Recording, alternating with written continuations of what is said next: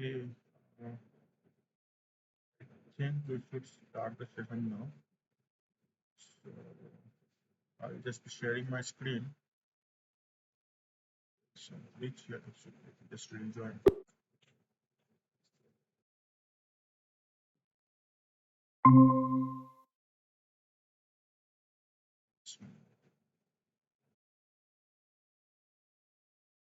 Yeah, so I'll be just sharing my screen. Please let me know whether the slides are visible clearly and whether my voice is audible or not. Yes, sir. Visible. Voice is also audible. Okay. Thanks so much. Yeah, so again, I welcome all of you to the final live tutorial session for me for the NPTEL course of 2025 Bioinformatics Algorithms and Applications, which is instructed by Professor Michael Bromiha. So, in the past class, which we did just yesterday, we went over some of the concepts and then we started recapping the entire sort of concepts that Professor Bromiha covered from week one, right up till week 12, which we will cover the later parts in this particular class. So that is the plan kind of for today's class, that wherever we left off in the earlier class, we'll just start recapping everything else onwards. Okay. So I think yesterday we did talk about a little bit of the introductory classes. So we recap the introductory classes on bioinformatics. So bioinformatics, its scope uh, in different directions. Basically, if you may, in structure, structure analysis and sequence analysis, and the database construction and curation, and then web server building, and then a little bit of virtual screening and drug discovery as well, right? And so after that, in sequence alignment part, we covered some of the algorithms kind of in briefly, right? We just recap those. One of them was the Needleman-Wunsch algorithm, where we saw that uh, you have to kind of continuously accumulate the gap penalties in the vertical and horizontal jumps. And then you have to calculate the value for each cell from all of the routes that can possibly lead to that cell. And then ultimately the best value we consider. And the uh, basically the bottom right cell's value will give you the optimum alignment score, and then the traceback will lead you to the best alignment that is possible for this sort of setup in this sort of scoring system, right? And then we just look very briefly at the Smith-Waterman algorithm, which is basically the same process, just that instead of negative values, you just put 0, and then you start counting from the, you start tracing back from the most optimal, basically the highest score in the cell, which will be the most optimum, the optimum alignment score for the local alignment, and then you just start tracing back from there until you get a 0. So that will give you the best local alignment using Smith-Waterman algorithm, right? Uh, Now we, in the basically related concepts, we talked about while it is important to analyze the sequences. So one of the important concepts in the sequence alignment is basically identifying conserved regions, or let's say in a particular position of a sequence, whether some particular residue or particular type of residue are, are conserved or not, like among different closely related species and such. So one of the method for determining that was calculating some conservation score, and Professor Blomi has shared about the unweighted and entropy based measure, the scoring system for that. So basically in this particular case, you have to kind of go through a formula like this, whereby you have to first calculate the probability of that particular residue for that particular position. So here it will be residue I times ln of probability of that particular residue at residue that position I basically. So for example, here the conservation score for this particular position, for position 6, was that we had to calculate for each amino acid that was present, so leucine, alanine, valine, lysine, and also aspartate. For each one of them, the individual component would have been 1 by 5 ln 1 by 5, and because we had to do summation for all of this, so 5 times 1 by 5 ln 1 by 5 will have given us minus 1.609. So this is just one way to calculate the conservation score, which might come in handy if, these kind of formulas might come in handy if you need to calculate such things in your exams as well, right? So similarly, we calculated some other sort of set of conservation scores in a very same method. Uh, and then I guess this was not that needed, but anyway. Let's go to the sequence concepts. So the next set of concepts, for example, we could have also from a multiple sequence alignment or an alignment, we could have gotten the weighted matrix score for certain amino acids at certain positions or certain nucleotides at certain positions for that matter. And what the alignment matrix basically does is that you have to kind of construct something like this. For each position, you have to basically put uh, like how many times you are seeing that amino acid in the different sort of sequences in your alignment. For example, in position 1, we see alanine 3 times. In position 1, we see C 0 times, right? Adenine 3 times, and then cytosine 0 times, and then guanine we see 1 time, and then threonine we also see 0 time. So like that, you have to just note down the observed data, the number of data points that you are getting for each position for each particular nucleotide. And while you do that, you will get the alignment matrix basically. And then you can convert that to a weight-based matrix using this kind of formula. So basically, you have to do log of Nij plus Pi divided by n plus 1. You can divide the whole thing by Pi. So this P indicating probability. And after that, you will get the weight matrix result, which again you can calculate the values sort of this way, right? Now there is another set of matrix in the scoring matrix system, which is called position specific scoring matrix. Now what it was is basically it was a table which had probability information of amino acid or nucleotides at each position in an ungapped alignment. So they use ungapped alignment in the case of constructing position specific scoring matrix, and it is also similar to the substitution matrices, but it's slightly more intricate because it has the positional information of the alignment. Now here, what they say is that the rows represent the specific residue positions and the columns denote the name of the residue, or it can be vice versa. So you can indicate it in the opposite manner also.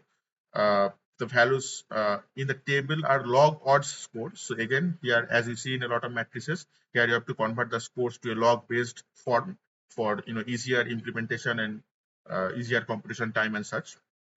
And then you have to just count the raw frequency of each residue at each column in a multiple sequence alignment, and after that you do some normalization because you need to ensure the length and composition are kind of normalized so that their influence is not that much in the basically in the alignment.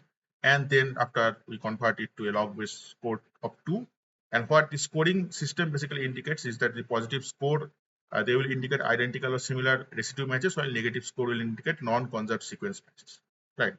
So that was the position specific scoring matrix. Now for example, here we have one alignment here. So sequence 1 to 5 we see from position 1 to 6 there are different nucleotide components within each position for each sequence, right? So firstly, you have to convert this multiple sequence alignment to a raw frequency table. So basically, you have to calculate, for example, in position 1, what is the frequency, raw frequency of adenine that you see, what is the raw frequency of threonine that you see, and you have to just compute the entire, you have to just fill up basically the entire set of columns using that. And then after that, in this overall section, you will just get the overall frequency that you are observing for uh, adenine, thymine, guanine, and cytosine. Okay. And then after that, you have to normalize the values from the 1 to 6 column by the overall frequency, so which will give you these sort of results. And then the scoring system is kind of converted to a log-based form. So here, log-based 2 is used a lot of the times, and that will basically give you the position-specific scoring matrix score. Okay. So those sort of metrics implementation might again come into your exam, like how do you calculate these kind of scores, or maybe some sort of implementation of that scoring system. But yeah, so after the position specific scoring systems, what we did was that we also talked about something called hydrophobicity indices, basically. So hydrophobicity indices, as the name suggests, they talk about the hydrophobicity profile. Uh, and basically, you can plot the hydrophobicity profile in terms of the indices to kind of gain a idea of the hydrophobic nature of these particular regions or particular residues in the protein. So that is the main concept. Now we talk about normalizations a lot. So normalization basically means that you have to uh, basically even out or eliminate the effect of or influence of, let's say, length or something like that in this case. But it can also mean that, let's say, you are trying to just convert a list of numbers within a range of 0 and 1, something like that, right?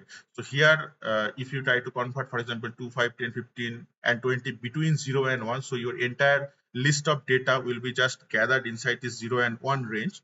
Again, this is also useful because a lot of times such narrow range, if you have your data into, uh, these can actually, if you're trying to implement into in some models or something, so their efficacy or accuracy might increase in some cases, basically. And sometimes it also leads to some efficient implementation of the algorithms and such. So normalization is done a lot, and basically formula for converting these to a normalized sort of range will be like this. Okay, so x minus x min divided by max minus is x minus min divided by max minus min. If you notice that if you do this max minus min, it will automatically uh, basically for the maximum value in this table, if you do a sort of max minus min, uh, then you will notice that the x minus min will have been equal to max minus min, which means that this fraction will essentially be 1, right? And similarly, if you go for the lowest element, so you will see that since x will be the lowest element here, so again min minus min will indicate 0. So this part will be 0, and every basically value in between the mean and the max will be converted to something between 0 and 1. So this could be a useful formula if you're trying to normalize between 0 and 1 to implement it in some sort of algorithms, right? So again, you talk about the hydrophobicity profile. Now, in any case or in any sort of plot or profiles where you uh, basically graph certain parameters, in this case, let's say hydrophobicity indices against the particular residue ranges, it could be residue number, or let's say if we go to some other examples, let's say in a MD trajectory data. So if you're trying to plot the time series value of certain parameter like RMST, so in all of these cases, wherever you are graphing something like this, you are plotting something like this. To get the smoothest plot, you always have to take a window size with the highest value, basically. So among these given options here, of course, 15 is the highest sized window value. So that will give us the smoothest plot. This was also observed earlier in our dot plot analysis, where taking a higher basically window size uh, could reduce basically the number of dots that we plotted inside this plot. And basically this can give us a more useful interpretation in some cases, right? Similarly, in case of trajectory analysis and such things, if you implement it, let's say in a window mannered way, so instead of getting like these rapid fluctuations between different values across a time series, you might get a more like steady sort of patterns. You might be able to interpret those type of patterns in the from the smoother plots, basically. So in that case, you might need to increase the window size, which could give you a better interpretation in some sense. Okay. This is the same thing that we just earlier talked about. So the window size and stringency is also kind of implemented here, as you talked about in the dot plot, for example, right here. So after increasing the window size to 3, we know that much lesser number of dots were basically plotted inside this graph. So would be useful, right?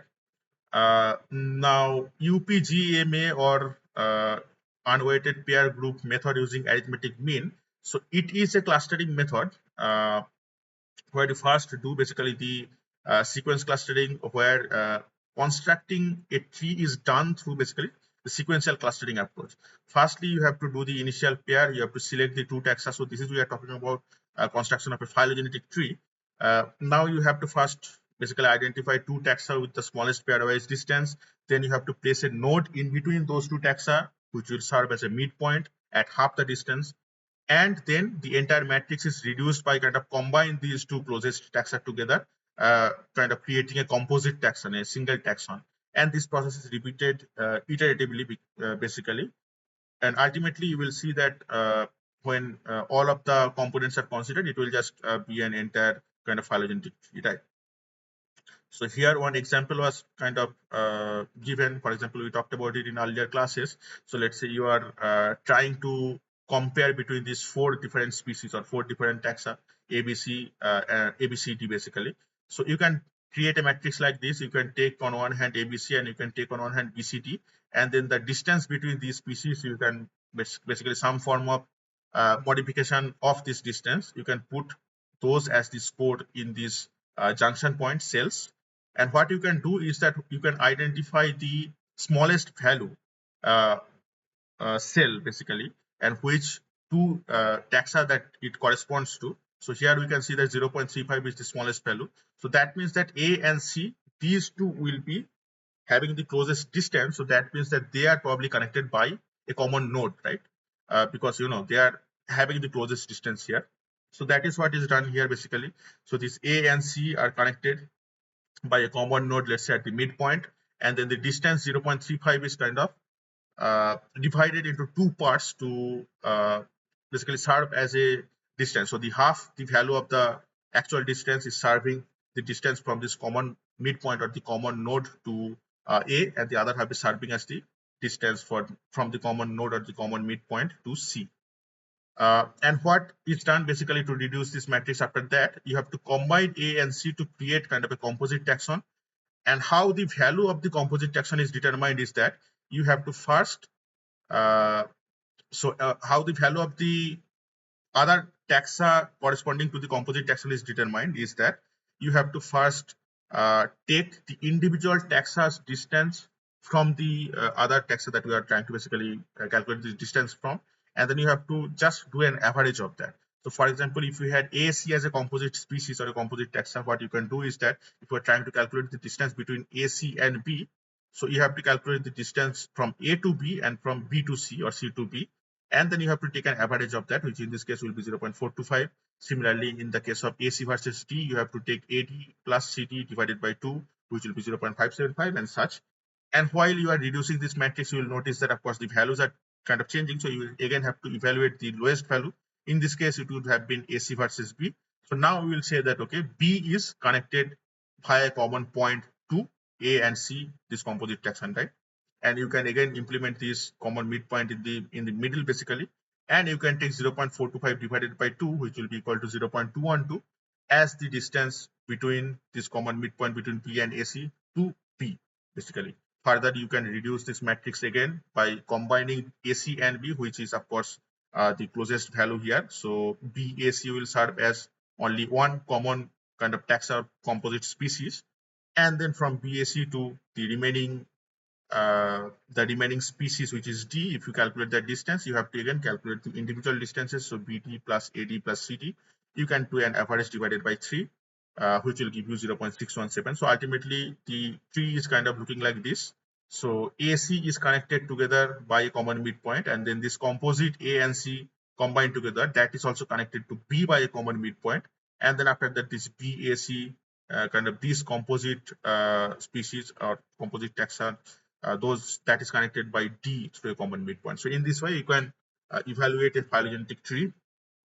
You can create a phylogenetic tree, which can give you basically an idea of how different species are closely related, or how much further they are, related from one another. And you can compare basically the distances between the different species and create like an evolutionary history kind of setup.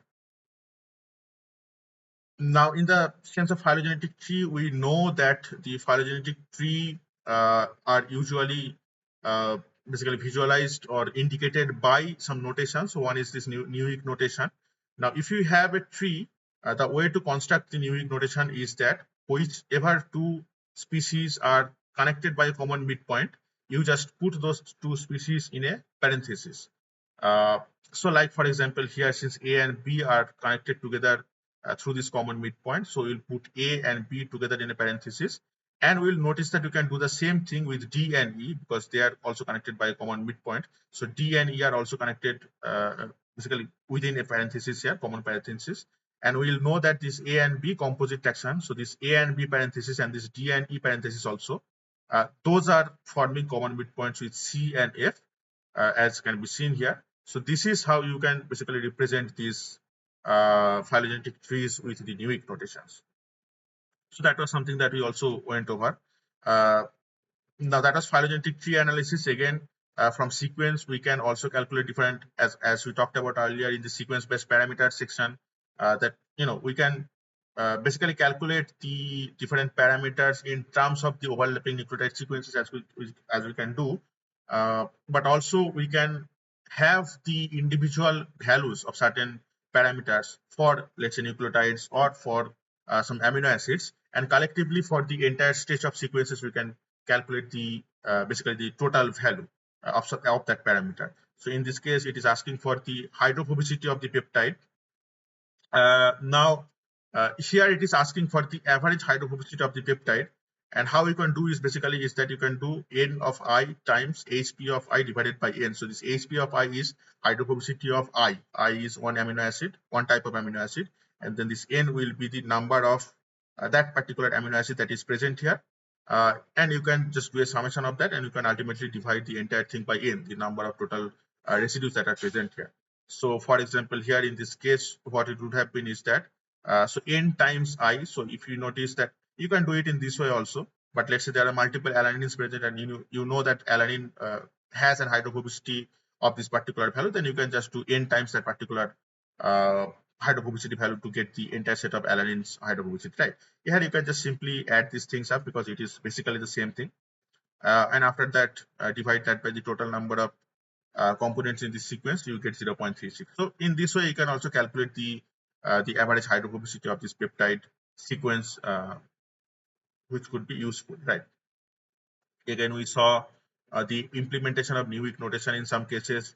For example, here we know that the B and C were together inside a parenthesis, which was again connected further with A, and these three species collection was kind of connected to the composite species of D and E together, right? Now, if you are given, let's say, the distances from certain branching points, and if you are particularly mentioned those distances, and if the distances are, for example, not equal, then what you can just do is that you can also include the distances from the common branching point to the particular node that you are trying to take here via a colon. You can indicate that via a colon here, and then you will see that, for example, in earlier cases we would have seen that D and C would have been together in a parenthesis, but in this case we'll know that B is having a distance of 1 from the common midpoint, while C is having a distance of 2, and so you will indicate that inside the parenthesis as well, just using a colon. So B colon 1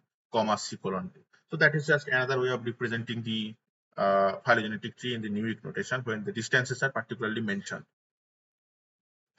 Now we see this type of phylogenetic tree analysis, and if you want to calculate the number of rooted and unrooted trees possible for the number of species that you have been given, so we'll have to implement certain formulas, of course. Now the rooted trees are basically meaning where the common origin point for all of these taxa are clearly identified, whereas the unrooted tree will mean that the common origin point for all of these species have not been identified. So the formula for calculating those would have been something like this. So 2n for the rooted tree would have been 2n minus 3 factorial. So n is the number of taxa or species that you're trying to calculate for. And then in this case, the 2n minus 3 factorial would have been divided by 2 to the power n minus 2 times n minus 2 factorial. The same formula, slightly different kind of, is given for the unrooted tree. And you will notice that for example, construction of four species, you would have gotten 15 possible rooted tree and 3 unrooted tree. So the number of rooted trees are higher in all of these calculations, and the number of unrooted trees are lower. Yeah, please go ahead. Sir, previous slide once again, please. This one? Sir, in this slide, this one. Mhm. Sir, in this one, I have seen a formula like for the rooted 2n minus 3 double factorial and 2n minus 5 double factorial. Is that correct? Uh, Double factorial, I don't think so, because uh, while you are doing 2n minus 3 factorial, you are getting the correct results for example, 4 species. So just for the next, for example, in this particular case, in this slide, the calculation for 4 species was done using these formulas only, and you are getting 15 and 3, right? Now, in the next slide, what I had implemented is that the number of possible species from 4 taxa that you have gotten from a book, which is referenced here also, this essential bioinformatics book, and the calculation is kind of matching up, as you can see. So for the number of 4 taxa that we calculated earlier was 15 and 3, here you also see that they are getting the exact same result for the four taxa. You are seeing 3 unrooted trees and a total of 15 rooted trees. So I think the formula mentioned in this slide, and uh, the formula was basically taken from Professor Gomia's lectures. So I think this formula should be correct here. Okay, sir. Yeah, yeah. Thank you, sir. Because the calculations are matching up. Here we are getting for four taxa 15 and 3 rooted and unrooted trees. And from the example from the book, basically Essential Bioinformatics, as you can see here, we are getting the same result here. For four taxa, you are seeing 15 rooted and 3 unrooted trees. So the numbers are matching up. I think uh, it should be fine to use this formula only.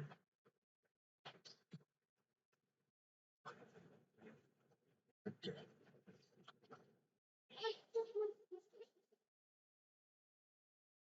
Okay, yeah. So as we saw earlier, that for four taxa here, we can see that uh, rooted trees are three unrooted trees are possible, and a total number of 15 rooted trees are possible. You would have noticed that for all of these cases in rooted trees, you can see particularly a common midpoint where all of the species are kind of originating from.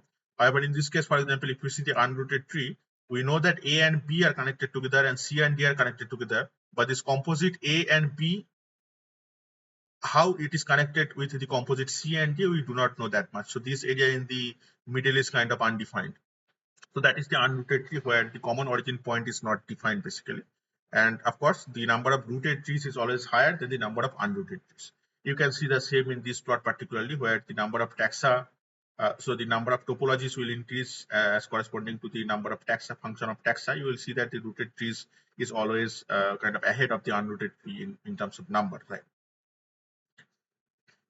Now, again, we saw that bootstrapping, that was kind of an example for confidence level characteristics. For amphipathic characteristics, we saw that the periodicity of polar and non-polar characters in the residues, if that pattern is sort of observed, so those will have been amphipathic basically strands or set of sequences basically. Now, as we talked about earlier, again from the sequence, so apart from sequence-based parameters, apart from something like hydrophobicity profile, you can also do compositional analysis for certain set of subsequence, right? For example, in this case, you will know that from using this formula basically, so how many number of alanines is present here divided by the total number of sequences or amino acids in this stage of subsequence, and you can multiply that by 100 to get the exact composition of alanine present here. So from this, you might again gain some useful insights. Let's say certain region is highly hydrophobic, amino acid dominant, or whether there are charged amino acid present or not. So these type of compositional analysis might help in determining certain structural stuff. Yeah, please go ahead. Sir, in this context, Mhm. alanine in helix also this formula. Alanine and helix. Helix, yes, sir. Mhm. Like we had in question assignment 5, Mhm. question number 4, Mhm. the alanine in helix was asked, and I have got a completely different formula. That's why I Okay, wanted to okay. clarify this. I think for the alanine and helix formula, you had to normalize it in some sort of way. So this is very simple, just Yeah, P fraction. of observed by P Yeah. of expected. Yes, yes. I think that formula is also somewhere in the slide probably.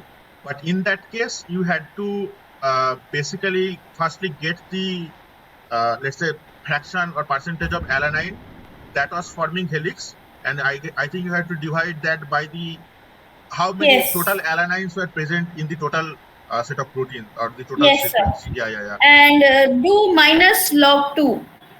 Yes, yes, yes. Minus log 2 of P Mhm. of observed by P of expected. Yeah, yeah. In that case, that is slightly different because there you are also implementing the information of helix as well as the information of alanine. So in that case, Yes, the formula is slightly complicated. In this particular case, you are just asked what is the percentage of alanine present in this sequence. But in that case, you had been asked what is the percentage of alanine that is present in helix in this sequence. So there the implementation was slightly different. Yeah, you got the correct formula for that one. Yeah. and sir, one more thing, sir. Mhm. Log 2, log base 2. Hmm. Will it be available in the means Uh, floating calculator I think it should be. of this So tool? this simpler sort of implementation of logs and such should be available in a calculator inside the computer system that will give the exam in. Okay. So Okay, sir. very simple mathematical calculators. I think those will be available. Okay, sir. Yeah, yeah. Thank you, sir. Hmm. Okay, okay. So again, from the compositional analysis and things, so what we can, let's say, infer from this type of calculations. So for example, here we are trying to distinguish or classify a particular unknown protein between two groups, let's say A and B, based on their amino acid compositions, right? So here we will see that, let's say, for a certain amino acid, we are seeing the difference in composition uh, between these group A and the unknown group X, that deviation, while you are basically adding up for all of the individual amino acids, all of the 20 amino acids, you are getting this term called sigma A.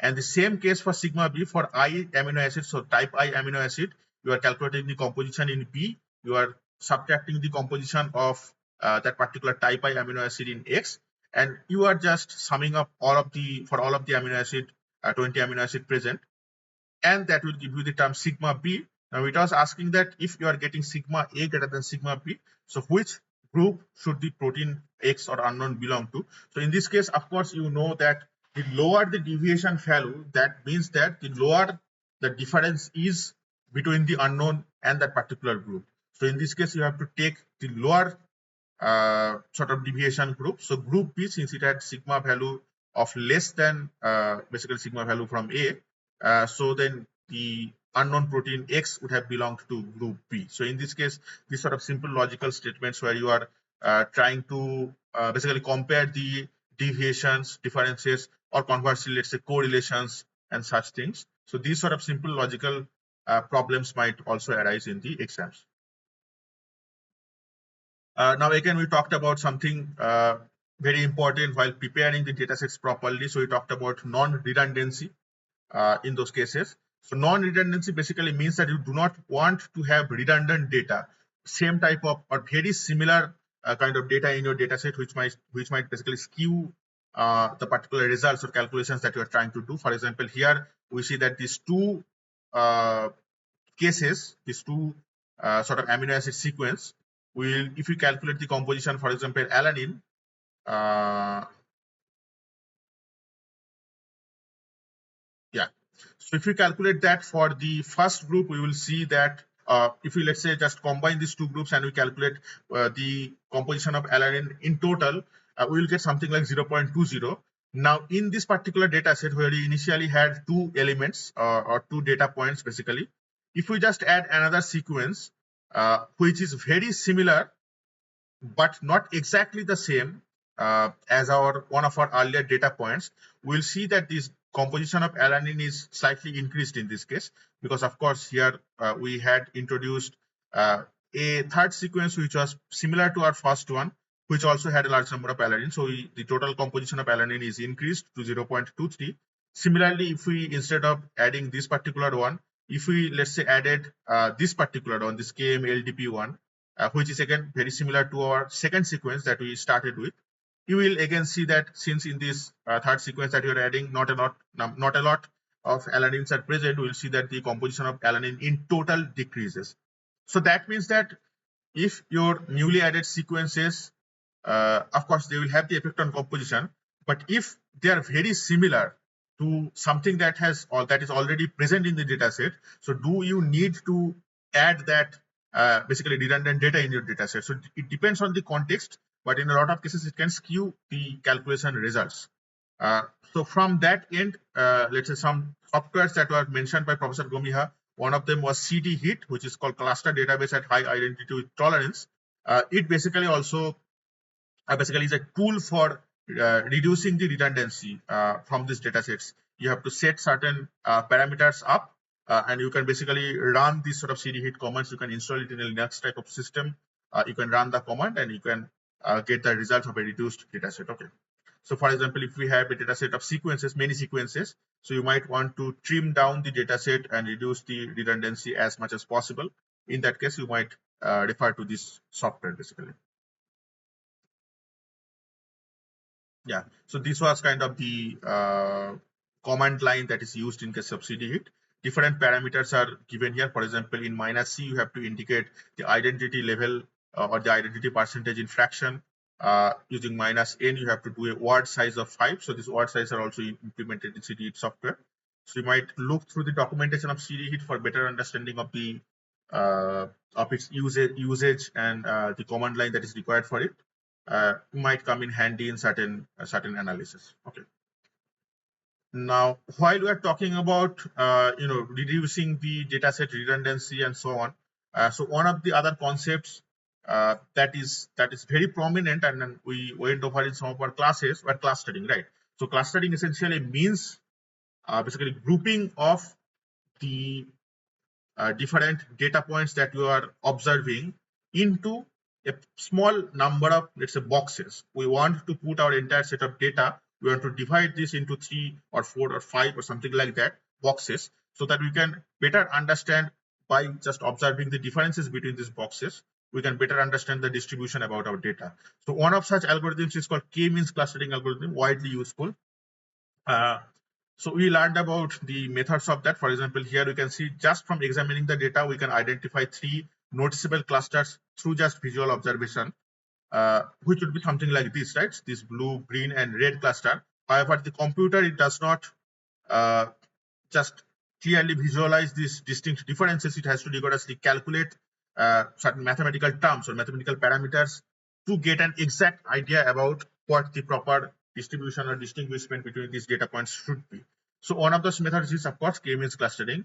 So it is grouping the number of data points into a specified number of clusters, which is k, let's say, call it here. That is why it's called k-means clustering.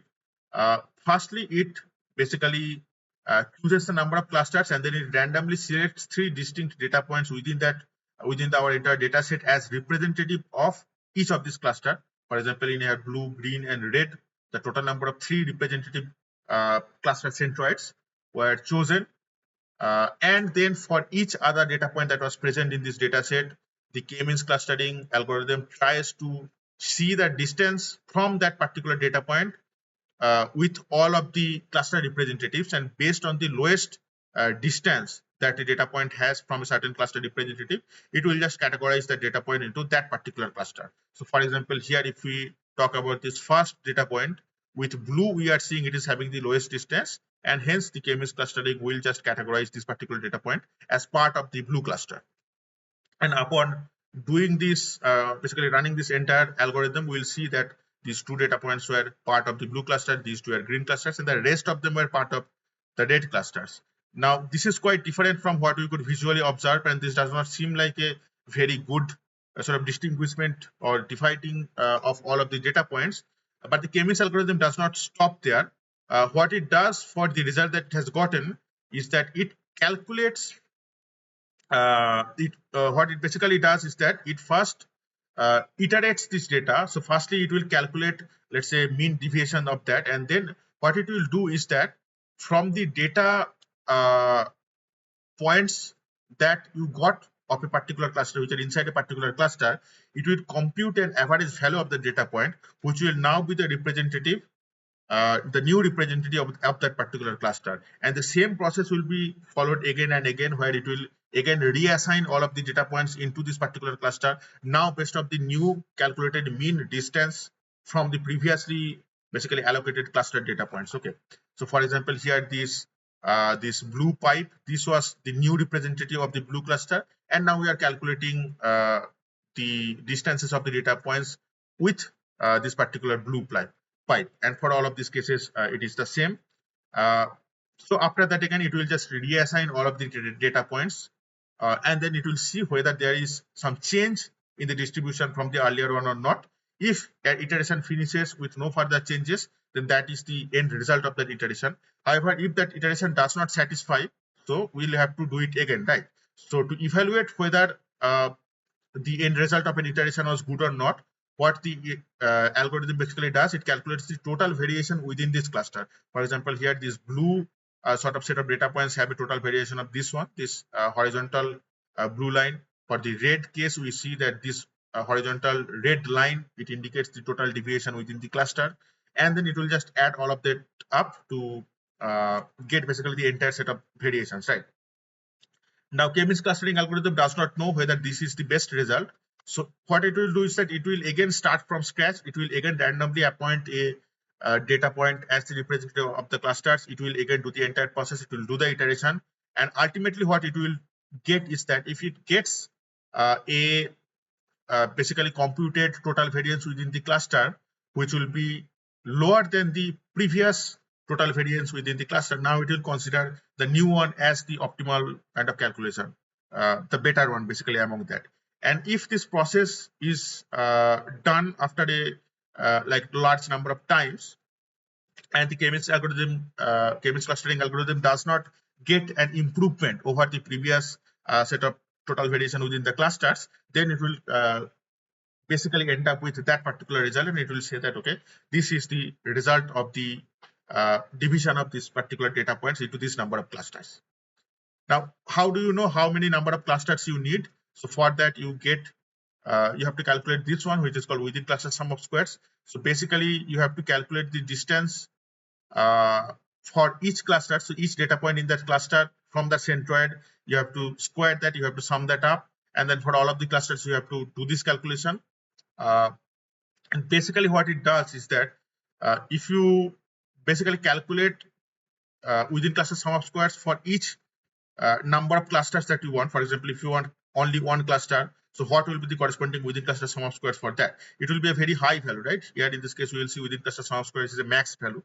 Uh, Conversely, if you had calculated, let's say, if you had considered each single data point as its unique cluster, then you have gotten the WCSS value of 0, which is a mean value.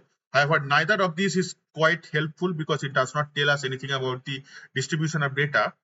To know particularly that, you have to do a plot like this, where you have to calculate the WCSS score for each number of clusters that you want to have. If you want to have 2 clusters, so it will have a WCSS score of this one.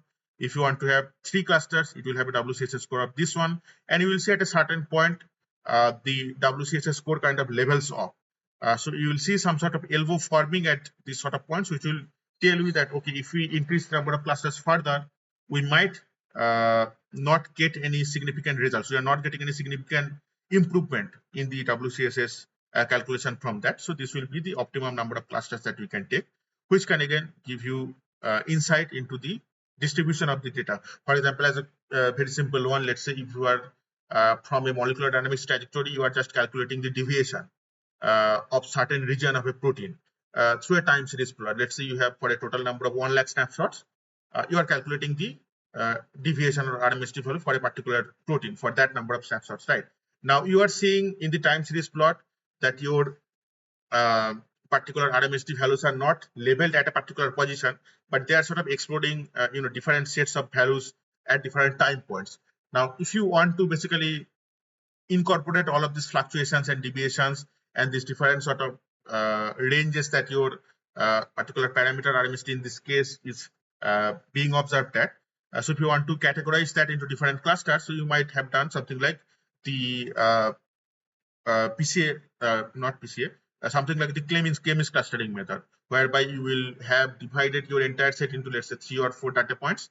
And from each one of these clusters, that you are dividing your entire data set into, you can just take a representative structure and then you can just analyze from the particular snapshot that, okay, so this is the representative structure from this cluster. Now, how is it different from the representative of that other cluster? So in that way, you can also do structural analysis based on K-means clustering, which could be useful in these sort of cases. Okay. So another one of these particular uh, tool was blast class, so we'll not talk about that much. Just yeah. So we earlier talked about the distances between different sequences. Now, two methods for calculating the distances between two sequences was the Hamming distance and the Euclidean distance. So for Hamming distance, again, it is a composition-based analysis. So what you had to do is that you had to calculate the composition of each type of amino acid. So let's say type I amino acid. So it could be alanine, glutamic acid, something like that. And you had to just basically subtract the composition of that particular type of amino acid in sequence 1, and then you have to do the same for sequence 2. You have to subtract these two values, and for each amino acid, so I from 1 to 20, you have to calculate all of that, and then ultimately you just sum it up together. So in that way, what basically you can do is that you can get a ultimate value of, in this case, 0. So you will getting a Hamming distance of 0. Now, excuse me. Similarly, let's say if we just do this sort of calculation for Hamming distance, you would have gotten, let's say, something like 0.4. Now, another type of calculation for calculating the distances was Euclidean distance, which is also a part of amino acid, which is also using amino acid composition. Yeah, please go ahead. Sir, previous slide once again, please. This one. Sir, in this we have to divide by the unique nucleotides also, no? Unique amino acid. I mean, sorry, unique amino acids. For calculating the Hamming distance. Total, by total, when after we do the summation of the absolute differences, Ah, after that we have to do the divide it by the unique amino acids. you have to divide it by the unique amino. So are you talking about the normalizing different lengths of sequences, or No, this same Hamming distance. Hamming distance. Suppose I have got these two, like you have got these two sequences, no, sir? So, like here, if we see the first sequence 1, 2, 3, 4, 5, yeah, 6, 7 for the first one, 7 unique amino acids for the first one. okay, And likewise, if there are anything apart from the first amino acid sequence, if anything is there in the second amino acid sequence, for now it's similar. So it is coming up to 7. Shouldn't we divide by 7? The total of the summation. I don't think that was part of the formula here for Hamming distance. Let's check it once more. No, I think so. This particular distance formula was, I think, given in Professor Gomia's slide. Yes. So you are saying you have to divide it by the number. So yes, unique amino acids. The unique amino acid number. Okay. Yes. That I might have to check, because there could be different implementation of these distances. For example, while I'm searching up, I'm getting this type of formula only, that summation of ui minus vi. But it would be some sort of normalization that you are talking about, that is implemented in some research processes. That could be possible. So but that also says Hamming distance, not normalization, sir. That also says Hamming distance, and but they have actually divided by the unique number of amino acids. Suppose in the second amino acid there is addition first amino acid, suppose sequence, suppose there is no W. In the second there is W. Okay, suppose. So it will be 7 plus 1, 8. Like that. Divide by 8. And if there is number 7 amino acid sequence number in the first one, and in the second one also the same kind of amino acids, then we will divide only by 7. If there is any extra amino acid sequence in the second one, then that will add up to the denominator. Okay, so you are saying 7 common amino acids, so it will be 7 for both of them. But if there is any extra, So, for example, there is an X and That Y will add series up. that will add up. Okay, okay. Yes, sir. So I am. And we have to Uh-huh. divide the whole thing Mhm, as denominator, mhm. and the numerator will be the summation of the differences. So this one you are saying that this will be the numerator, and then you have to divide Yes, that by the denominator, which will be computed using the unique plus the additional amino acids that is present for each sequence. yes. Okay, okay. Differences. Summation Differences. of the differences. Yeah, yeah. Okay, okay. I see. Yeah, for that one, I am not entirely sure actually. I was going by this formula because it was introduced by Professor Gomiha in his slides. But as you are saying, what you are saying, it might be correct. It could be a different implementation of this Hamming distance. So I also need to check up on this actually. Uh, Okay, sir. yeah, yeah. Sir, can I if I have any doubts later on also Yeah, yeah. from these last two slides, Mhm. can I put in the question and answer forum, and can you please clarify my doubts Sure, sure, later sure. on also? Yeah, yeah. No problem, no problem. Sure, you can do that. Huh. Okay. Mhm. Thank you, sir. Yeah, okay, okay. Yeah. So here for the case of Euclidean distances, you had a slightly different formula, but the type I amino acids composition minus type I amino acids composition for let's say 1 and 2. So this was first squared, and then after summation it was basically again done a square root of. So that way you could have gotten the Euclidean distance. So it was something like this. So let's say for alanine, in the sequence 1 you had 0.3, in the sequence 2 you had 0.4. So it would have been uh, basically let's say 0. Minus 0.1 square, and then you have to do that for all of these amino acids that are present, and after getting the entire summation you had to do a square root of that. So that way you could have gotten the Euclidean distance. Okay. We earlier just talked about non-redundant data sets. So it basically indicates that there is not that much similarity between the data sets that you have gotten. So that will be a non-redundant data set. And in this case, we see that if no two sequences has a similarity of greater than 30, then we can probably call it non-redundant, because all of the sequences, if we do a pairwise kind of similarity analysis, we will see that all of them falls below 30% similarity. So that could represent a non-redundant data set. Similarly, I think the problem that you were talking about earlier, so it was something like this. So if you had to calculate propensity of a particular type of amino acid to be in helix, so you Yes. could have gotten in this sort of way. So here you had to not only incorporate the uh, information of the amino acids that was present, for example, the particular amino acid glycine, but you also had to incorporate what is the composition of that in particularly in helix. So not only in the entire data set, but also particularly in helix also, you had to calculate the number of that residue of that particular type in this particular structure. So for example, here we had n alpha of I equals to number of residues of I in helix, and then you had to also divide that by the number of residues of that type in the entire data set. So for example, the entire protein sequence that you are analyzing.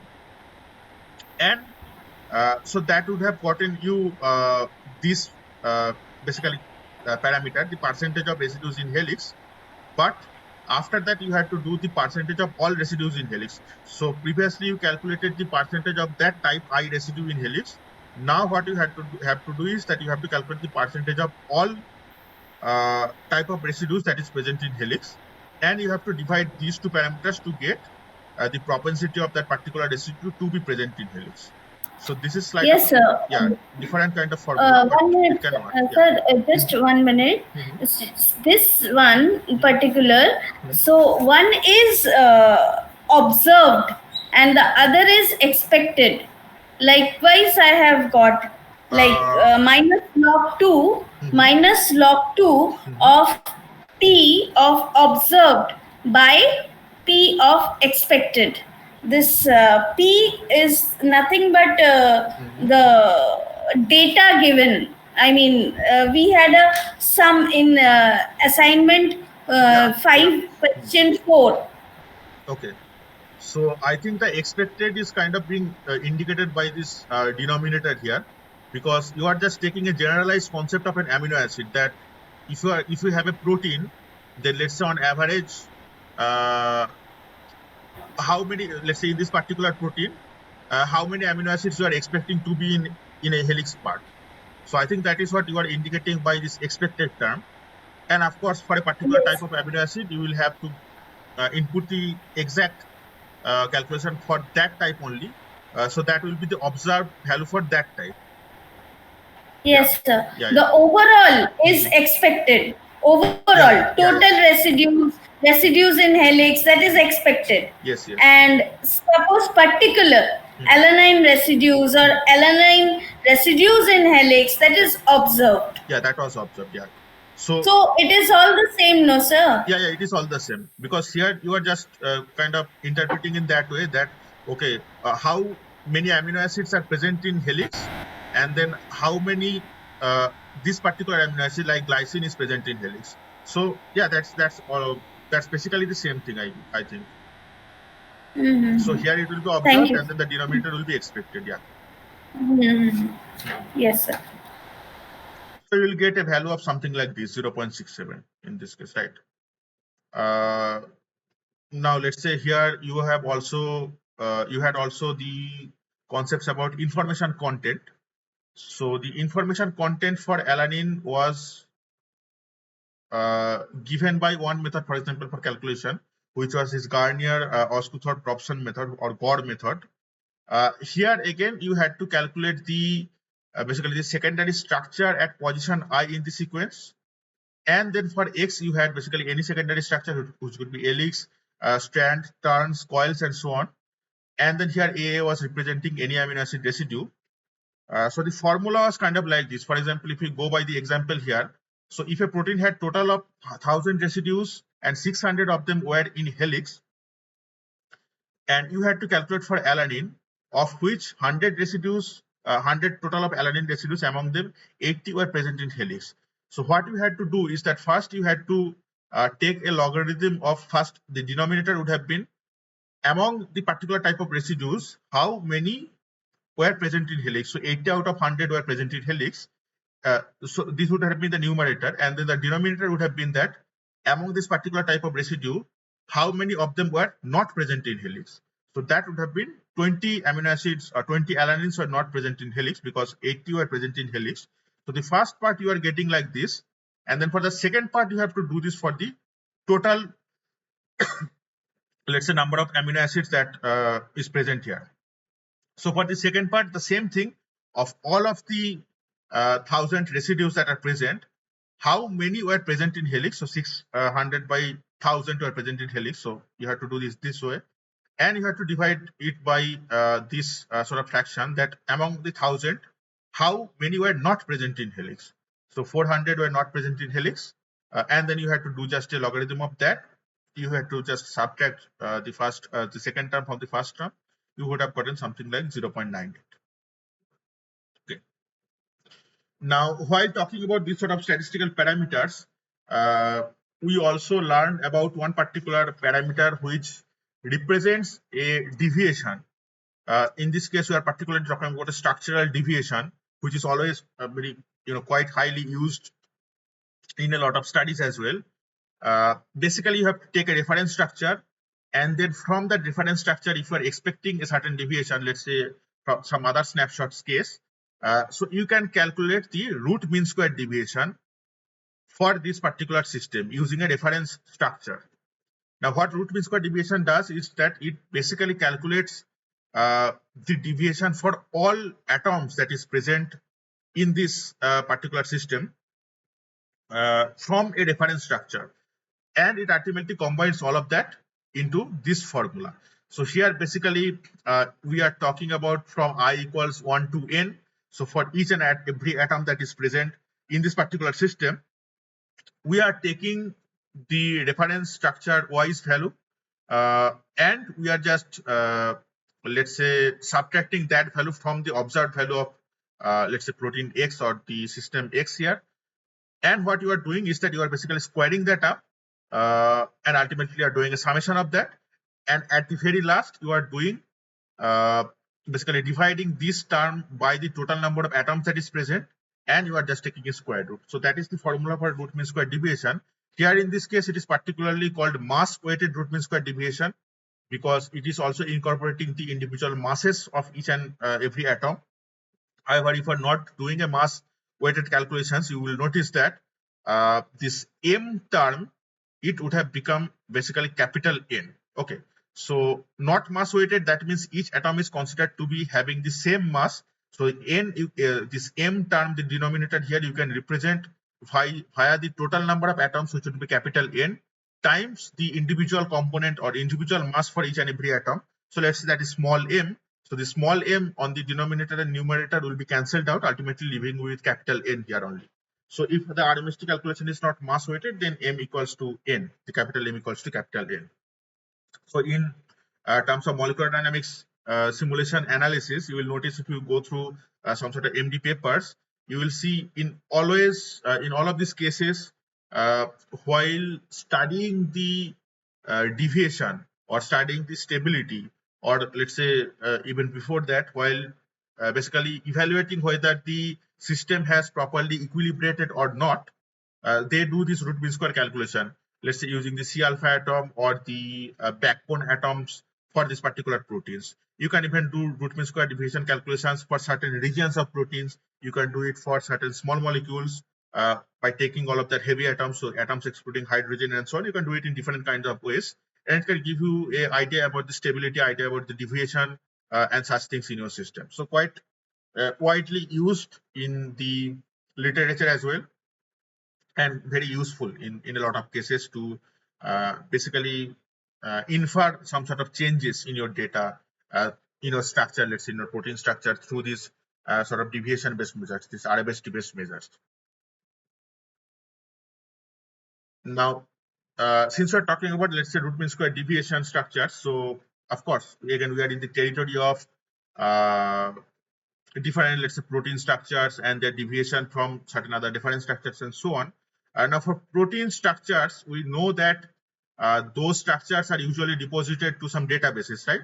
So whenever certain groups, they crystallize the structures of proteins or protein ligand bound complexes, or in some other biomacromolecules as well, so they deposit it to the protein data bank, which is a huge database that facilitates easy retrieval of the particular structure for a particular, let's say, protein or biomacromolecule, something like that, that you want, basically connecting the entire sort of structural kind of community together, like scientific community of X-ray crystallographer, computational scientists, and so on, right? Now, for protein data bank, you will see that each deposited structure has some sort of associated parameters. So one of them is the resolution of that structure. Now, the resolution of a structure is basically indicating the quality of the structure, and the lower the value that you will get in the resolution as the resolution value, the higher or the better will be its resolution. So, for example, if you had to compare, let's say, the structure of a particular protein that is uh, individually crystallized by 4 different research groups, and they have submitted the same structure for the protein, basically the structures for the same protein in the PDB data bank, protein database, uh, and they have the corresponding resolutions like this, so 1.75, 3.43, 1.14, and 2.57. So if you want to compute, if you want to start your computational analysis or some sort of study from a particular PDB structure, you have to choose, okay, which of these structures do I take as my initial starting point, right? You might want to choose the structure with the best resolution, which will be the lowest value here. So in this particular case, it will be 1.14 angstrom. Now, let's say we are talking about the MD trajectory analysis, right? In our early case, we discussed that in our early slide, we discussed that the deviation from the initial structure is indicated by RMST, and whether the system is properly equilibrated or not, that is also indicated by the basically the stable or the fluctuating nature of the RMST, right? So in a lot of cases, you will see that since this particular resolution value is indicating the amount of uncertainty in a way, right? So this resolution value indicates that if the distance between 2 points in this system is closer or lower than this 1.14 angstrom, let's say for this case, so that particular distance cannot be properly judged basically by whatever resolution that we had. So in that case, it kind of represents the uncertainty present in the structure. You will see that in RMST, while calculating the RMST, even though you are more than likely calculating the RMST from in a different sort of environment than what it was originally crystallized in, we will notice that your RMST value will stay probably something in range of the resolution of the original structure. So if your RMST deviation is too high, uh, let's say than your resolution in your MD trajectory data, then you might want to reconsider and look through whether your calculations were actually good or not, right? So that is also one thing.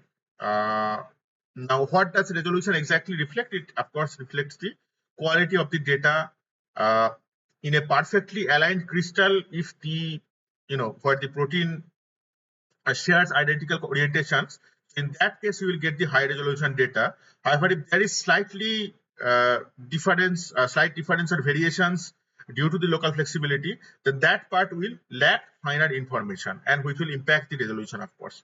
So if you had structures around 1 angstrom resolutions, that is considered generally quite good resolution, quite high resolution structures. If you had resolution value of more than 3 angstrom, so that will be considered as lower resolution structures, and you might want to look for, if some alternative structure for your initial starting point for your study is available or not, basically. For example, here you can see that the contour around these particular atoms in this 1 angstrom resolution structure is quite highly defined. The more higher you go, you will see that it is kind of like in a broad sense the contour is described. However, its particular features is not as well defined as it was observed in this 1 angstrom map.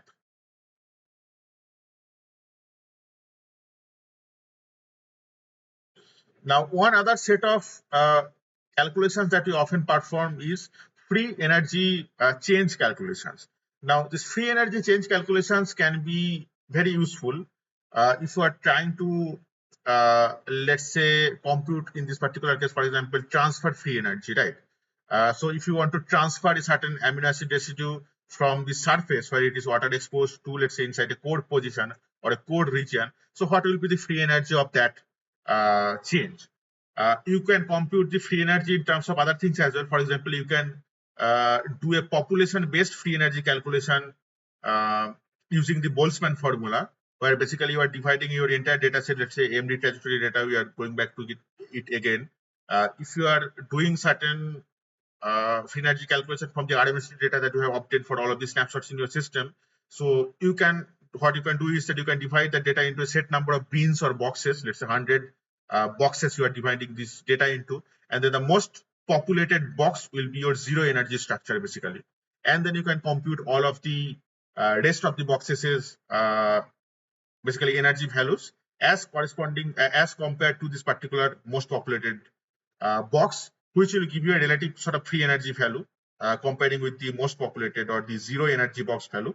And this free energy sort of landscape will also give you an idea about the distribution of that particular data point in your system. So in this particular case, it is also very similar formula, I mean. So here it is trying to calculate as minus RT ln of Fi, where f of I essentially indicates that the number of this particular amino acid in an interior position versus the number of this amino acid in an exterior or external position, a solvent exposed position. You can apply this formula to get this transfer free energy. And the signs will correspondingly indicate whether the particular amino acid will have a preference for an core position or a solvent exposed position or a surface position.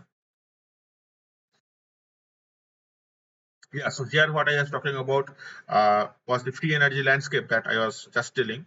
So based on the number of populations and the most populated beans, we can divide basically the data set into certain sort of boxes, and we can assign particular energy, a relative energy to that, and we will get an energized, basically, or energy based landscape of the entire set of data that we have observed, right? So that is also quite useful in sometimes. In MD trajectory data also we use these sort of things. And from the most populated structures or the decently populated energy regions, we just calculate the we just extract the structures and we just try to see whether there is any sort of structural changes or not. So of course you have to, for that you have to just take the most populated structure or the lowest energy structure out, as well as which other regions that also had low energy, not the lowest but the low energy, you can extract structures from them as well, which could give you some sort of useful insights. Now one of the uh, basically formulation or construction that Professor Kumi also went over was contact map. Now, contact map, what it represents in terms of the let's say protein structures, is that in your 3D space, so different residues will of course be separated by a certain distance in the 3D space. So if they are situated at a distance below a certain cutoff in the 3D space, we can consider those two residues to be in contact with each other. Let's say you are taking 6 angstrom as a cutoff for distance, right? Then you will see that, okay, in 3D space, I'm calculating the center of mass distance from this particular amino acid to this particular amino acid. And if they're falling below 6 angstrom, then you will say, okay, they are forming a contact in the 3D space. Now, in a lot of cases, of course, you also do analyze different contact heat maps, which can give you basically an idea about the contact forming, the community forming, and such things. But also one thing here you can do is that you can classify the different set of contacts uh, in terms of like short range contacts, long range contacts, and such. So what short range contacts are basically indicating is that your residues are of course forming contact. They are in 3D space, of course, below the threshold value that you have set. But also while you consider the sequences, so the sequence space, they are also falling below a certain distance apart. For example, in this case, we see arginine 6 and isoleucine 7. So here arginine 6 and isoleucine 7, they are of course forming a contact because there is a dot present between them in the contact maps. That means they're forming a contact, which also makes sense. They are just adjacent residues. So they will be forming a contact in the 3D space. But you will notice that the sequence wise, it is just the adjacent one, right? So that means sequence wise, they are also close to each other. They are also forming 3D contacts with each other. So that means that they will form a short range contact, what is called a short range contact. Conversely, let's say if you consider leucine 2 versus serine 10, so you will notice that in the sequence space, in the 3D space, they are of course forming contact because we have a dot here, but in the sequence space, there are 8 amino acid residues apart. So depending on your cutoff, what you have set, this sort of contact could be a long range contact where sequence or amino acid residues that are in the sequence space much higher distance apart, but in the 3D space, they are coming close together, forming a contact. Okay.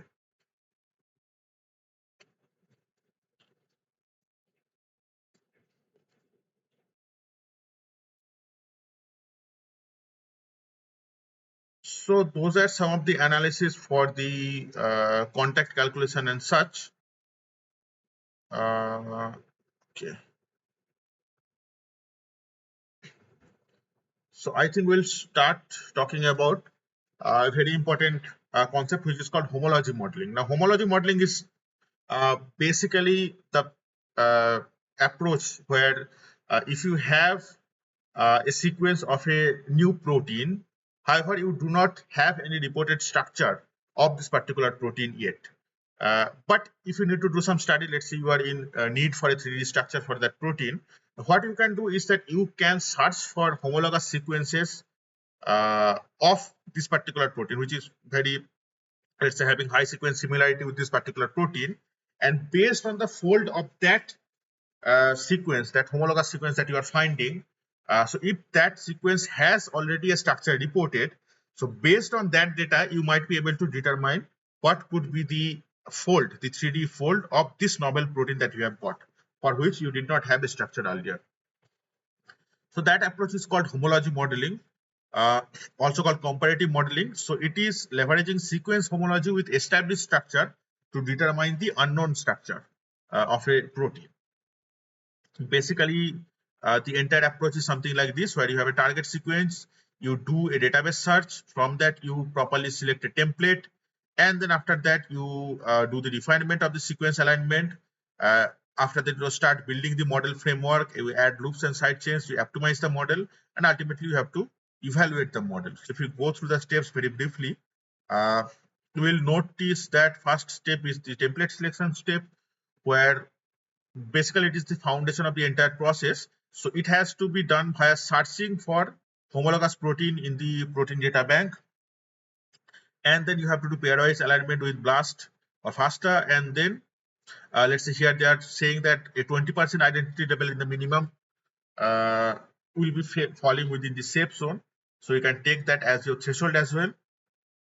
Let's say after you are selecting the template, you have to do this template alignment, and basically if a template alignment goes wrong, then it will affect the further let's say evaluations of the fault prediction. So you have to do it correctly. Then after that, what comes is that the backbone model building. So when you have done the optimum alignment, so that in the case of the aligned regions where the protein is aligned, you are expecting that a similar fold or a similar 3D structure will be present in this unknown in this basically new protein as well. So what you can basically do is that you can copy the coordinate of these corresponding residues from the template onto this target protein, and you can do it in this way, where if the aligned residues are identical, you can compute both the side chain and the main chain atom coordinates. If they are different but they're still aligning in that place, so only then you have to take the backbone atom, so the C alpha, N and O. So these backbone atoms you only have to copy. Later you can build the side chain for this particular residue in the following steps basically. So that is what is considered basically said here. The side chain are reconstructed in a subsequent step. uh, And if let's say if you have multiple template structures, so again they need to be optimally aligned and superimposed before use in the model building. And let's say after you have done the backbone modeling, so after that what you have to do is that you have to go for the loops. Now what does these loops indicate here? So in this alignment cases, wherever there is insertion and deletions, you will know that there is hole in this model, because it cannot basically compare this data, right? If you have an insertion, deletion or indel somewhere, because these gaps cannot be modeled. So that is why for this you need to resort to loop modeling. Now loop modeling are kind of two processes. For example, you can do database searching method, where you are seeing if okay this similar stage of sequence was present here. So if I am seeing this in any other database from already deposited structures, so I can maybe take their structure as reference for this loop modeling. Or you can do this from foundation processes ab initio method by minimizing the steric hindrance and then potential and such things. Uh, Database method, of course, you have to find the suitable fragments. And in the ab initio, as it is said here, you have to generate a lot of random loops, searching for the one that avoids clashes with low energy and with favorable phi psi angles. And then you have to compare those basically.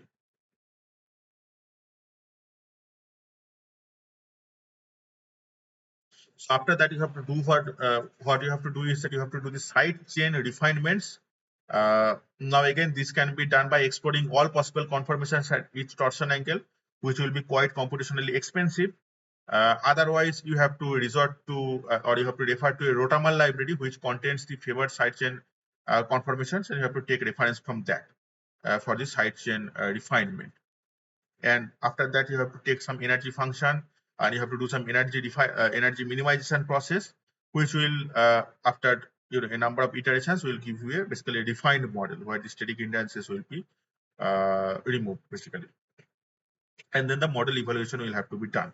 So one server where the model parameters are compared in a lot of cases, that is ProCheck. So this ProCheck model you can use if you want to evaluate your structure. It also generates the Ramachandran plots and such. So this can be accessed by, for example, something like Saves 6 that has implemented ProCheck, which you can use if you want to evaluate some structures. Okay, let's say if you have built a new structure using homology modeling, if you have modeled, let's say, a loop region, a large loop region, missing region in a protein, you can evaluate your structure using this tool. So while we are talking about protein structural modeling, in the very basically core part of the protein modeling community is something called CASP, or Critical Assessment of Protein Structure Prediction. Now, this is basically a kind of like a competition where a lot of research groups they take part in, and they basically bring forth their best models for predicting protein structure from scratch.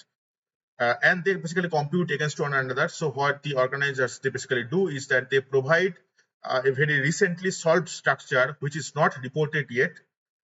It has experimental data available, but only the organizers do that. The research groups participating in that, they do not know it. It has not been published elsewhere. And what they do is that they just give the researchers the sequence, and they ask them to predict the 3D structure for that sequence using their model. And then ultimately they evaluate the structure by examining how close it is to the experimental data or the experimental structure, right? So here, yeah, please go ahead. Hello. Sir, as you mentioned, this is a competition. Mhm. So here the crystallization has to be performed No. for the structure.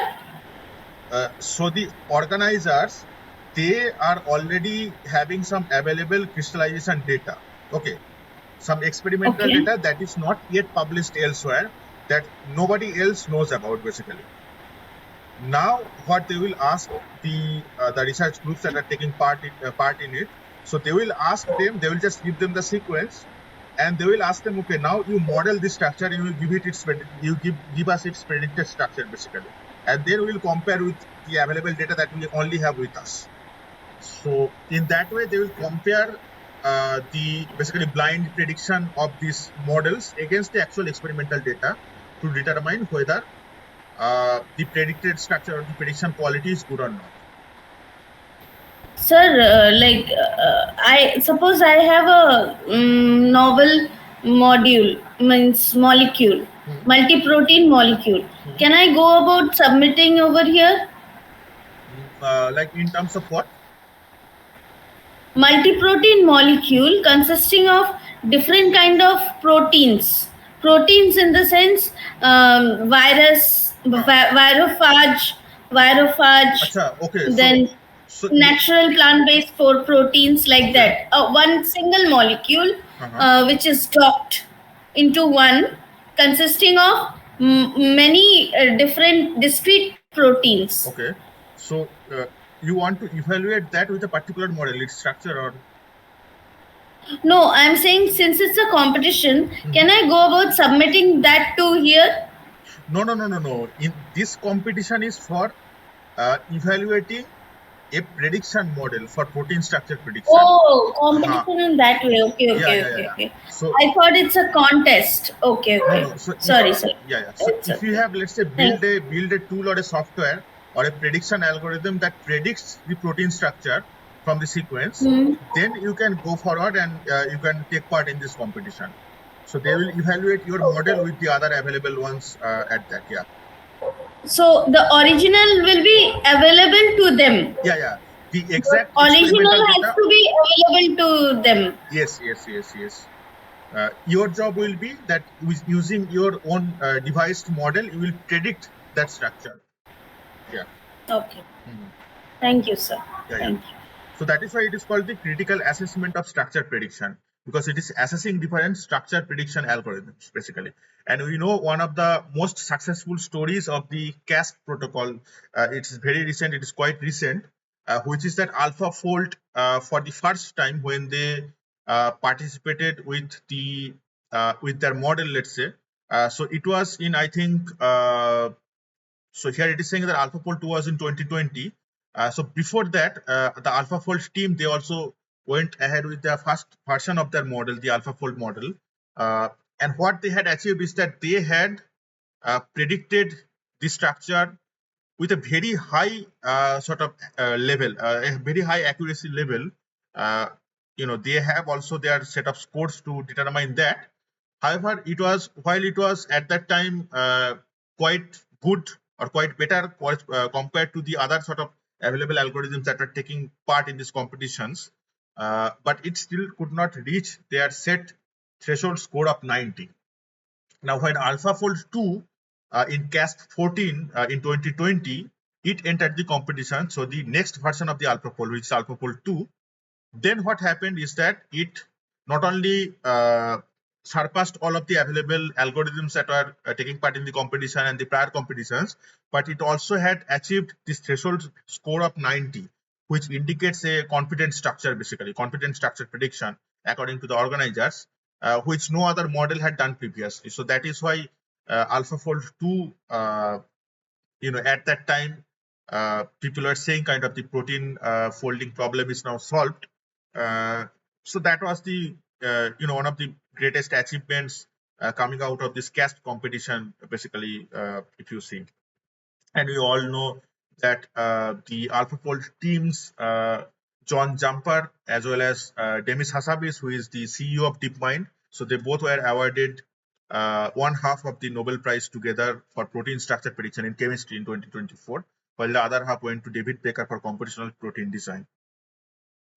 So here it is mentioned that they cracked the code for protein damaging structures, which is quite true for these because of their uh, basically involvement or contribution to these prediction models. So I also put some links here.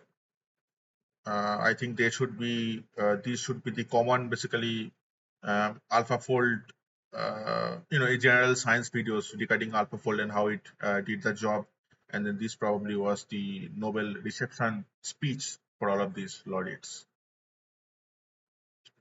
and some example of the papers from the respective groups. Okay. So from folding experiments, you can also calculate the free energies in a in some urea denaturation experiments, which could give you the idea about the percentage or the fraction of unfolded states, and compare that with the fraction of folded states, and you can compare the energy change between them using the same type of formula that we also discussed earlier. So something like delta G equals minus RT ln some sort of value. Now, what value it will be, you have to kind of determine that, or you have to clearly have an idea about that. Uh, in a structural kind of system, let's say 3D structure system for a PDB that we have, you will notice that for the PDB structures, if you go by the columns, so at some point you will see that these columns will represent the X, Y, and Z coordinates of that particular atom. Now, what you can do is from this X, Y, and Z coordinate is that you can calculate distances between different atoms using a formula like this in the 3D space. So root over of x2 minus x1 whole square plus y2 minus y1 whole square plus z2 minus z1 whole square, something like that. You can use it to calculate the distance between different atoms in the 3D space. A simple implementation of that would be, for example, if you are trying to compute whether some cysteines are forming disulfide linkages with other cysteines or not, then you can calculate the pairwise distances. For example, in this case, 23 and 97, they are coming at around 2.046 angstrom, and then 138 and 192, they are also coming at around 2.051 angstrom. So they are in the disulfide linkage forming distances. So you can say, okay, they are forming this sort of linkages. Another very useful approach could be, let's say you are trying to see whether one positively charged residue and one negatively charged residue is forming a salt bridge or not. So in that case, again, you have to calculate these atom-atom distances from these two different residues. Uh, Another implementation of these distances could be, let's say you are trying to identify whether a small molecule bound to a protein is particularly staying at that binding pocket over a trajectory or not. So in that case, again, what you can do, you can calculate the center of mass distance from the small molecule or ligand with the binding pocket or binding region center of mass. And then let's say you are seeing its behavior throughout the entire simulation runs time, right? So let's say throughout an entire or 10 1 microsecond or 100 nanosecond or something like that. You are just trying to see the behavior of these distances. So in that cases, these sort of distance calculations could be very useful to know whether your small molecule is staying inside this particular binding pocket, whether it is getting detached from the binding pocket and going binding somewhere else or not. So those sort of cases, distance calculation is can be useful actually. Similarly, let's say for calculations, we talked about RMS deviation, we talked about the uh, distance calculations. One other parameter that is already always used is called radius of gyration. So it is basically giving you an idea about the compactness of the particular protein. So if you calculate the radius of gyration using, let's say, something like the C alpha atom of a protein, you will get an idea about its compactness. So the lower the radius of gyration will be, the more compact the structure it is, a more compact structure it will be. And if it is having a high, let's say, radius of gyration, a large value, then it is slightly lesser compact, right? You can look at the behavior or change in the radius of gyration through a trajectory again, which will give you an idea about whether some structural change is going on in terms of compactness or not. Again, can give you idea about the changes in, for example, some loop regions which are highly flexible. So, for example, if a loop is extending outwards, it could be having, it will be having less compact sort of nature. So that will be the radius of gyration will slightly increase. Let's say after some point the loops come inwards, and then it is basically orientating inside of this protein. So in that case, again, the compactness will increase and the radius of gyration will decrease.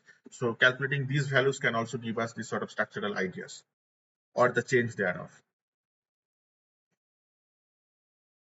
So this was an example of average assignment basically. So from the same type of observation that you have gotten, you can just calculate uh, the average of that observation, and you will see, okay, if we see this sort of phenomena arise again at some point, we can just refer to the average value about what the possible uh, parameter value will be in that case. For example, here we had valine to alanine mutation as a phenomena. At different positions, these mutations were observed. For example, at 12th amino acid residue, at 24th residue, 25th and 28th residue also. And they had different kcal per mole free energy changes. Now, if you are to ask that, okay, if valine 90 is changing to alanine, then what could be its free energy change? You could have done the already observable data's average, and then you could have accompanied that by a standard deviation value, and you would have said, okay, so the average assignment method, using that method, we can get this 0.6 plus minus 0.36. So the new free energy change for this mutation at this other location could be this, right? So using this average values, you can just generalize this type of mutations or this type of phenomena and get an idea about that. So one structural parameter that we talked about was P factor. You will notice that in the PDB files, if you open up with a text editor, you will see one dedicated column to a P factor. P factor basically indicates uh, the level of kind of the flexibility or the thermal fluctuation in that particular atom, let's say. And a very high B factor, that will mean that it is highly flexible, so there is a lot of thermal fluctuation, and of course uncertainty regarding the structure, that is also there. And then lower B factor will mean that that is basically less flexible and more rigid in a sense. You can also get a normalized B factor, which if it is let's say greater than 1, it will be flexible. If it is less than 1, it will be mostly rigid. So we talked about the dominant forces that take part in the different stabilizations. We know that the 3D fold is kind of driven by the hydrophobic interactions, right? And mainly the entropy based sort of process. Uh, However, that does not mean that the positive and negatively charged residues, they do not they do not play any role in these sort of stabilization. They do. Different sort of positive negative charge interactions, salt bridges and such things, they do stabilize certain part of the protein, but the entire, let's say, fold is mostly stabilized by the 3D part. And in some small regions, so this particular fold of that particular region, they could be stabilized by these sort of charge interactions, positive and negative charge interactions.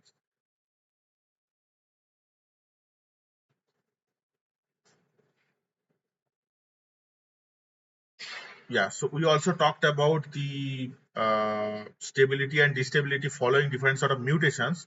And Professor Gomiha introduced like this sort of data set that was calculated, where you will see that mutations where a amino acid is kind of being changed to a similar type of amino acid, So those will generally not be that destabilizing. So one factor is the type of amino acid, whether they're matching or whether they're not. Another factor is the size or the volume of the amino acids, which in the next slide we have here. So let's say it was asking that a hydrophobic residues were crowded in a core and their alanine was mutated to valine. Now, if it was a crowded sort of region, you will know that there is not much space available to, expand the size of a residue, let's say, right? Now, in that sense, if the alanine was to be mutated to a valine with a larger side chain, of course, since it is in a crowded area, it would have been creating steric interactions. So from this sort of context, you can also evaluate whether a certain mutation will be stabilizing or destabilizing. In the case of destabilizing mutations, you can also see that if a charge residue is kind of mutated to a different charge residue, for example, positive to negative charge residue mutation, so those can destabilize that part of the protein, because of course you can expect that the in the stable interaction, the charge residue was probably playing a role in some way. So if that charge residue was kind of randomly mutated to a negatively charged residue, positively charged to a negatively charged residue, so that's that sort of interaction that was facilitated earlier, that would not be present now, right? So that could create destability in that protein. But there is also, so this one is the destabilizing collision or the steric hindrance that we talked about earlier. In a crowded set of environment, if a alanine or a smaller volume or smaller sized amino acid or were to be mutated to a larger sized amino acid, then that would create collision and destabilization. However, in some other cases, if let's say that place was not that crowded, so there was space, kind of available space for the expansion. So in that case, if the alanine was to be mutated to a valine, let's say smaller sized residue was to be mutated to a larger sized residue, what it would do is that it would fill up the space that was already available, and this could create stronger, let's say, hydrophobic interactions without creating any steric clash that would be uh, causing some destability. So in this case, this sort of space filling mutations could stabilize that part of the protein.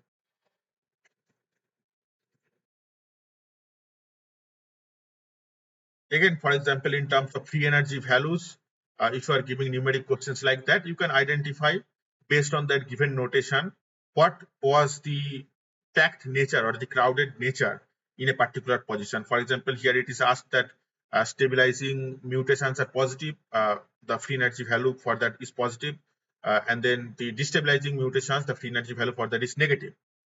Now you'll notice that alanine 42 here, so this has a free energy change of minus 2.4 kcal per mole. So that means it is destabilization, right?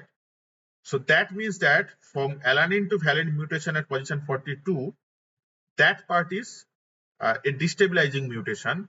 So that means why it is destabilizing mutation? It could be because, of course, since the valine side chain is more than the alanine side chain, so there is a need of larger space to accommodate that extra kind of size, and it was not present there.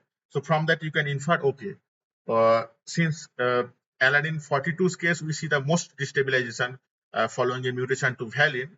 So that could be the most crowded or the most tightly packed area before mutation, just from the free energy change values.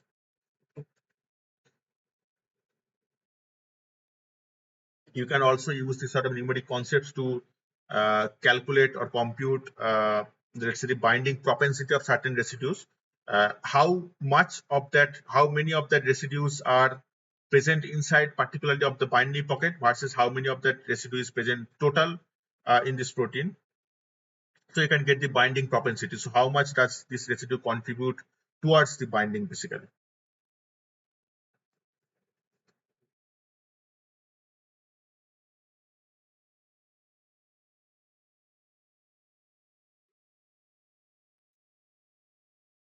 While talking about the binding, we talked about three different terms. For example, one was binding site, which is basically where the ligands or bind to the binding partners or receptors, right?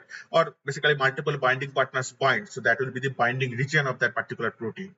Uh, so here, inside this binding site, we'll notice in a protein ligand interaction that the ligand will be taking a certain conformation or a certain geometry inside the binding site.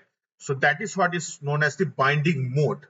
and the binding free energy is basically indicative of the free energy of complexation.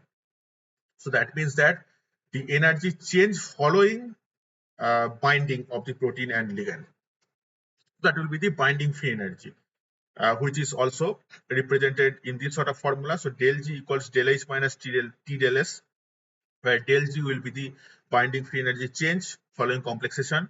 Del H is the enthalpy change following complexation, and this T delta S, that will be the entropic contribution change in that following contribution. And as a whole, you can say that the delta G can be represented as the energy of complex, which is the final sort of state, the bound state, minus the individual energy component of receptor and ligand when it was separated earlier. So that will give you the free energy change or the binding free energy. And if it is negative value, that means after complexation, some sort of energy was liberated outside. So that means the system is becoming more stable. So a more negative value in terms of binding free energy will indicate that the binding is better, basically, in that sense, right?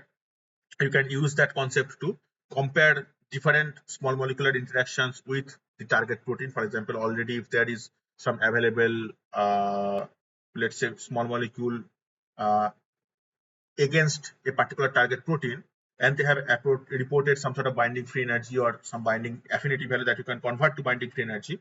For your novel ligand that you are trying to propose, what you can do is that you can again calculate the binding free energy. You can compare whether your binding is better than the already available compound or not, to be basically comparing the binding free energy there. Here, for example, this is a protein. Here it is the binding site where the ligand is present. Here this is the binding mode, so the particular geometry or conformation that the ligand is adapting, basically. For binding free energy is examples, we see that this is basically calculation from a MD trajectory data. Uh, and here the binding free energy components are divided into van der Waals contribution, the electrostatic contribution, the polar and non-polar solvation contribution, and that is kind of adding up together as this delta total or the enthalpy total value here. Now, if you include that with the entropic correction, so this is the delta S total, so the entropy contribution as a whole minus 17.86. If you apply this formula, you will get the value of minus 13.5361 or minus 13.54 kcal per mole for the binding free energy, basically. Now, of course, a more rigorous way of calculating the binding free energy is from a molecular dynamics trajectory analysis, right? You can use the approach or the algorithms like MMPPSA, molecular mechanics, Poisson Boltzmann solvent area, or you can even go for a much higher uh, accuracy methods like free energy perturbation or thermodynamic integration. But a much simpler way of evaluating the binding that is always done is called molecular docking. So in molecular docking, what it does is that it basically tries to fit a particular ligand or a small molecule inside the binding pocket of the protein, uh, and then it basically calculates the binding free energy score or the docking score in this case for all of the different poses for that ligand inside the pocket. So how it does do that? Basically, it has two different elements. One is called the search algorithm. So the search algorithm is generating the numerous poses of the molecule, and conversely, the scoring function, it is trying to calculate the binding score or the docking score of that particular pose inside this binding pocket, kind of relating to a binding affinity, right? So these two elements are part of the docking. You can do rigid docking where your components are rigid. You can do flexible docking also. Uh, that basically depends on the contexts and the problems and the computational resource that you always have available. For example, in a large number of uh, small molecules, if you want to dock that, you might want to take a more basically liberative approach where you are trying to balance out the computational cost also, right?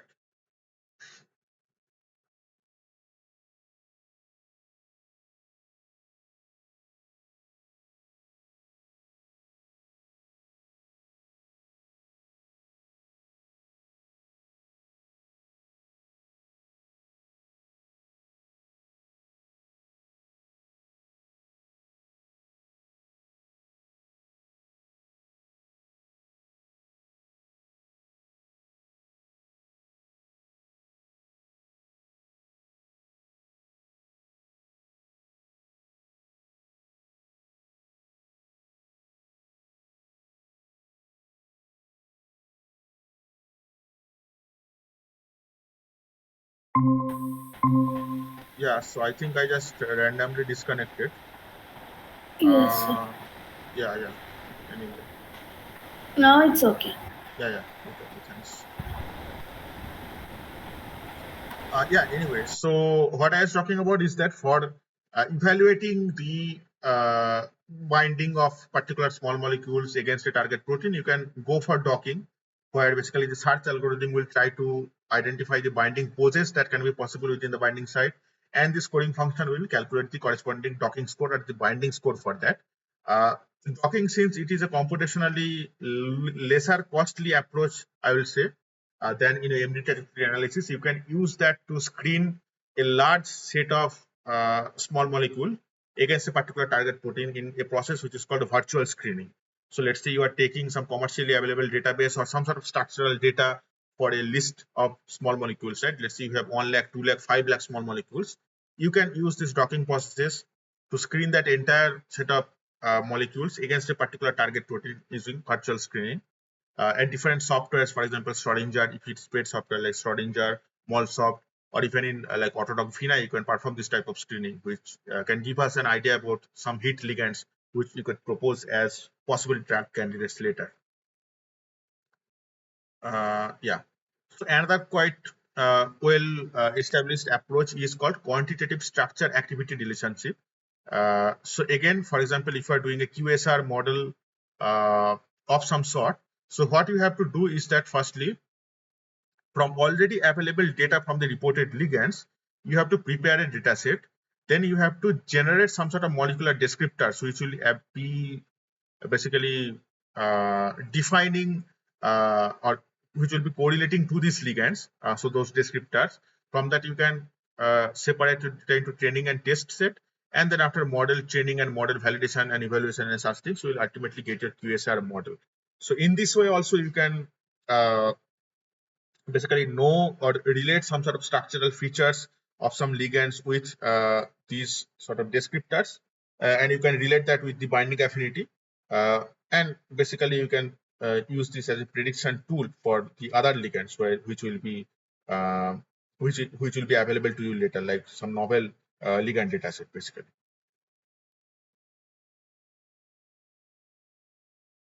So you knew about the different sort of scoring functions, for example, force field based, empirical or knowledge based potential scoring functions. So they all have their pros and cons, depending on certain um, basically studies or use cases. You might choose basically differently the different set of functions, right? Force field is quite important because in molecular dynamics also, in classical molecular dynamics, for example, the force fields basically describe the different bonded and non-bonded interactions, which is kind of the basis of the calculation of the trajectory. Yeah, so these were just the different algorithms that I talked about.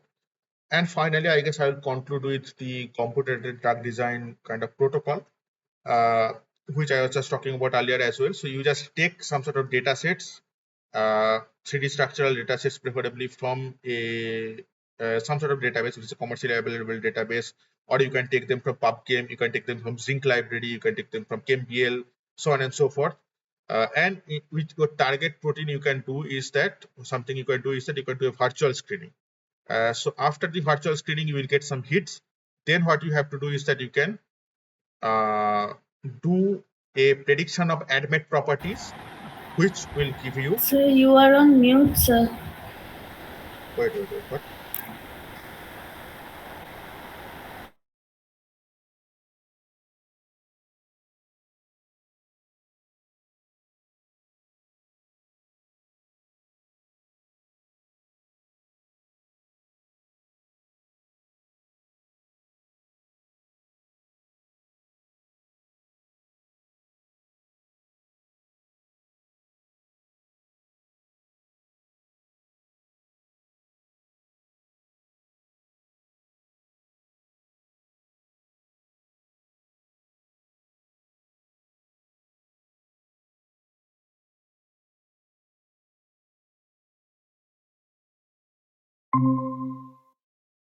Uh, yeah, I think there is some internet instability here. But anyway, so what I was lastly talking about is that in a computational pipeline, basically, so you can do a virtual screening, which will give you some hits.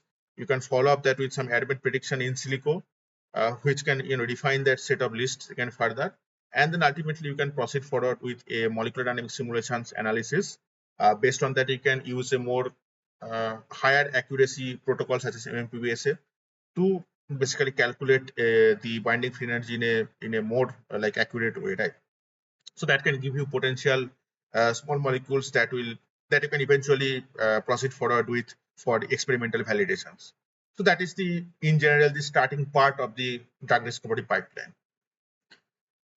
So again, one of the major important part of bioinformatics, that is kind of the part of bioinformatics and computational biology as a whole, the in silico drug discovery part, right? So I guess with that, that is kind of the whole set of the recap that I wanted to do. I see that there is some internet instability here on my side, so that's why I keep randomly disconnecting at the end. But anyway, so yeah, so thank you all for joining the sessions, and yeah, of course, all the best for the exams, Sir, upcoming it was a exams. pleasure attending your classes. Thank you so much. Yeah. Thank you guys also for joining the classes, and yeah, at last, all the best for the exams, upcoming exams. Okay.